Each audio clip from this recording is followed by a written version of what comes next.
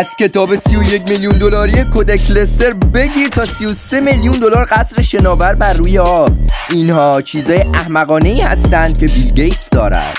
بیاین از کودکس لستر شروع کنیم. مجموعه از نوشته‌های علمی لئوناردو داوینچی هستش که این عجیب نیست که یکی از باهوش‌ترین آدمای دنیا این کتابو داشته باشه، ولی نکته عجیبش اینجاست که این کتاب حدود 31 میلیون دلار قیمتشه. کتاب بعدی کتاب میسکیدوه که شاید بگید خب این دیگه چیه. باید بهتون بگم این کتاب از حقایقی درباره حشرات میسکیدوه. خب الان شاید دوباره بگید خب این که عادیه، ولی قیمت این کتاب چیزی حدود 500 میلیون یا به عبارتی 10,000 دلاره.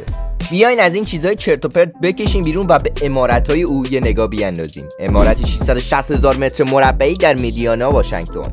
در بیرون و داخل استخر اون سیستم‌های صوتی قوی هستش و دارای یک زمین تنیس 28,000 متریه. قیمت این عمارت چیزی حدود 127 میلیون دلاره. ناقابل. ولی صبر کنید چون هنوز مونده. اون دارای 124 هکتار زمینه که درون اون 27 تا استبله و یه رینگ مسابقه اسبسواری شخصی هم درون اونه که قیمت این هم 40 میلیون دلاره. بریم به کالیفرنیا کنار عمارت بیل گیتس با ویوی اقیانوس که 43 میلیون دلار قیمت داره و تمام تجهیزات درون این خونه از وسایل طبیعی و ضد حساسیت ساخته شده.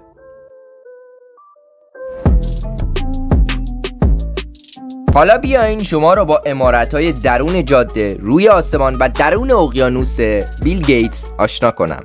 اول از همه او داره یک پورشه افسانه‌ای 959 که یکی از نایاب‌ترین پورشه‌های دنیاست که قیمتش 1.5 میلیون دلاره. ماشین بعدی اون فراری 348 که یکی از خاص‌ترین ماشین‌های ایتالیاییه که اون درون گاراژش داره که قیمت این هم 120,000 دلاره. یکی از ماشین‌هایی که نمیتونیم از اونها غافل بشیم ماشین‌های برقیه که بیل گیتس عاشق اوناست.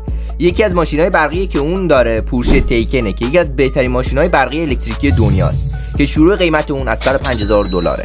بریم سراغ جت‌های شخصی اون. بامبردیر BD-700 گلوبال به عنوان یک هتل 5 ستاره در صنعت جت‌های شخصیه که 40 میلیون دلار قیمت داره.